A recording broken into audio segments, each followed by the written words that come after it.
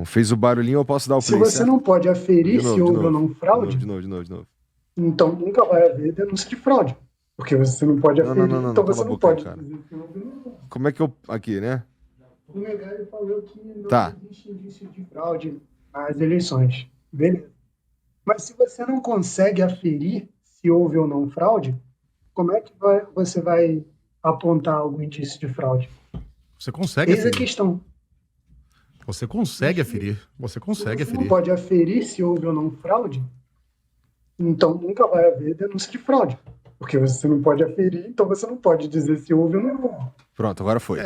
A premissa do nosso espectador é uma mentira. As urnas brasileiras são aferíveis, você pode conferir os votos dos boletins de urna. Lembra da última eleição na Venezuela, que a gente ficava dizendo que o Maduro se recusava a apresentar os boletins de urna? São esses boletins de urna que garantem a lisura da eleição, porque cada um deles traz um resultado de algum punhado, algumas dezenas, algumas centenas de votações de eleitores. E como o sistema não é ligado entre si, não está na internet, não tem como você hackear todas as urnas e nem uma grande quantidade. O sistema é muito seguro, não é obviamente infalível, porque infalível não existe, porque para você fraudar a eleição brasileira, você teria que fraudar milhões Máquina de urnas, por máquina, de certa máquina forma. por máquina, de maneira isolada. Isso é quase fisicamente impossível. É possível? Mas é quase fisicamente impossível. Ninguém descobriu ainda como fraudar. Né? Então, é possível você aferir o sistema, é possível mas eu preciso... você comprovar a legalidade do sistema. Mas, perdão, Megali, mas... que, aliás, foi o que concluíram os militares. É que eu acho que o Megali atropelou um pouco a resposta aqui e falou uma coisa que não é verdade. Mais uma vez, perdão, mas eu vou corrigir. O voto na Venezuela, o cara faz o voto, imprime, deposita na urna. Não é igual ao Brasil. É totalmente diferente. Não é o boletim de urna ao final que sai no extrato. Tá? Então, é diferente isso. Lá você digita... Que nem Estados Unidos. Estados Unidos, às vezes, você faz, inclusive, às vezes, a votação num formulário. Às vezes, depende, é grande. Tem vários sistemas lá, são vários estados. Mas, então, do nosso lado aqui, a gente tem um boletim de urna que vem no final. É aquele extrato que a gente tem. Lá na Venezuela, você consegue aferir voto a voto. Por isso que houve aquela comoção da galera saindo com as urnas para fazer a contabilização dos votos. E entrou a milícia eu tava falando, nossa, o Chaves, né? Do Maduro, pra interferir, inclusive. Que houve uma grande comoção nessa época, eu lembro. Mas, então, isso já desmonta o argumento do Megali de que... são iguais os processos, são completamente diferentes só por um detalhe. E é um detalhe que a gente pede. Porque com esse detalhe a gente consegue fazer contagem pública dos votos. Real. Né? Isso permite auditagem, de fato.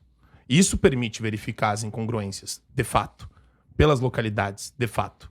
E por algum motivo é isso que tira o sono de todos os ministros do TSE e do Supremo Tribunal Federal. A Carmen Lúcia, durante o julgamento do Bolsonaro, ela interrompeu algumas vezes vários advogados que estavam fazendo sustentação oral para ficar batendo nisso, para ficar falando da época que ela era... e ela sentava no TSE.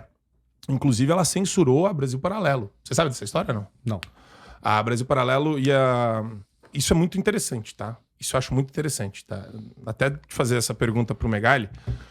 Isso foi em 22, né? Foi 22, final de 22, a BP ia soltar um documentário falando quem mandou matar Jair Bolsonaro. Que era para só os assinantes da Brasil Paralelo. Só os assinantes. E chegou no TSE, eles derrubaram. Não tinha nem saído. Tinha nem saído. O documentário. O documentário estava na fase final de edição. Ele estava na parte de pós-produção ainda da empresa. E a Carmen Lúcia proferiu o voto mais absurdo que qualquer pessoa já ouviu na face da Terra, que é, olha, a gente é contra censura, né? Mas, né, às vezes a gente tem que aplicar naquele momento para proteger a democracia. Te juro, a mulher falou isso, fez o voto e derrubou. Aí a Brasil Paralelo só, acho que mais de um ano depois, foi republicar e ainda mudou o voto com medo de sofrer perseguição. De quem mandou matar Jair Bolsonaro virou a facada em Jair Bolsonaro. É um negócio lamentável. Loucura, né? Não, é uma loucura. Lamentável. Aliás, há vários outros casos de censura da imprensa. O Brasil não é uma democracia perfeita. A gente tem a Cruzoé, a gente teve a Folha de São Paulo, o Estadão, a gente teve muita censura prévia aqui no Brasil, inclusive nas redes sociais. Em alguns pontos eu concordo aqui com o Marco. O que eu estou dizendo é que muitas vezes, para o nosso espectador, a realidade é mais tediosa do que a conspiração, entendeu? No caso da eleição é isso. A eleição, em tese, é segura. Eu nunca disse que os dois sistemas são idênticos, do Brasil e da Venezuela. O que eu falei é que os dois possuem boletins de urna. Né? E mas aqueles que o Maduro segurou, e aqui no Brasil não se segura, né? Às 5 da tarde, esses boletins são fixados na porta de cada uma das celas. Você consegue fazer por voto. Sim, mas eu não estou entrando nessa questão. Estou explicando para o nosso espectador o que é um boletim de urna. Né? Aquele papel que é afixado na entrada de cada sala, cada uma das salas eleitorais no Brasil, dos colégios eleitorais, com o resultado final da votação. Mas é só importante eu falar que a gente defende exatamente o modelo, em grande parte, que está na Venezuela. É importante frisar isso, porque isso não é uma mera diferença só. A gente não está falando de uma tecnicalidade de boletim de urna aqui. A gente está falando da matriz do sistema eleitoral. Que é imprimir o voto que eu dei, eu confiro e eu jogo na urna. Eu não sou radicalmente contra esse sistema aí que coloca ali o papelzinho na urna como um elemento extra. Olha que interessante, de segurança. Né? Mas toda a questão de golpismo ela vem depois do sistema não deixar a gente implementar esse sistema com Bolsonaro na presidência. Mas ocorre que o sistema já é considerado seguro, sem o papelzinho, isso já foi aferido até pelo Exército. Agora, a gente está sempre pronto para discutir melhorias. Dá para melhorar mesmo aquilo que funciona. Não sou radicalmente contra. Temo muito esse negócio de você colocar papel na jogada, porque eu moro num país em que no dia da eleição tem muita gente que vai lá e filma o voto e fala, olha aqui, eu tô digitando 17, digitando 22, apareceu a foto do Haddad. Aquilo era uma mentira. Né? Então eu temo que as pessoas também comecem a fazer acusações de fraude com o mesmo tipo de mentira. Olha, eu votei num candidato X e apareceu o candidato Y no meu papelzinho. Então você colocar papel na jogada é sempre arriscado, mas eu não estou fechado a discussão. O que eu estou dizendo para o espectador é que às vezes as coisas são tediosas. Né? A conspiração é muito atraente, mas nesse caso o sistema brasileiro, que não é perfeito, funciona. E funcionou na última eleição, né? Até que provem o contrário. Né? Do país do Marco, os caras tinham provas para apresentar. Aqui eles não têm, portanto, segue o jogo. Não, eu tenho um monte de prova para apresentar. Todos os jornalistas exilados são provas vivas de um regime excepcional e de um regime...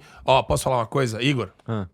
Megali. Acabem com o Banco do Brasil. Megali, meu querido Megali. A gente ainda vai trazer o Megali para a direita, pessoal. Confiem. Marco, eu tô muito mais da direita do que você imagina. Será? Cara. É que no Brasil, você transformou a esquerda numa coisa tão radical e delirante que se você tiver um pouquinho à esquerda do Gengis Khan, essa direita já delirante. É um bolchevique, entendeu? Eu lembro do Karnal falando, né? É o Karnal que fala. Essa direita delirante. Petista, esquerda. Eu não sou nenhuma das duas coisas, não, calma, cara. Eu também apoio pra caralho disso daí, então, cara. Bicho, não, mas que virou fácil, ficou fácil ser esquerdista no Brasil. Mas veja. Onde tem fumaça, tem fogo. Calma aí, antes de você começar. Olha, antes de você começar. Que tipo de fogo? Aqui nessa sede do fogo eu vi muita fumaça. Tem o foguinho. Tem fumaça. Eu vi fumaça aqui. Tem o fogo amarelo, tem o fogo azul, tem vários foguinhos. Não, o que eu quis dizer que a galera bate em mim é o seguinte: sim. Eu apanho por ser. Eu sou chamado de seu canal. bolsonarista e de esquerdista. Às vezes até o fato de você estar olhando pra mim fazendo assim, a galera já vai matar. Você tá apoiando o cara. Ou o contrário, ou olha o Igor debochando dele. Pela mesma coisa que eu tô fazendo, é isso que eu tô dizendo. E existe uma, pelo menos do jeito que eu enxergo, existe uma miopia social que, no sentido de se você não entra completamente nessa caixa, então você com certeza é da outra. Mas é porque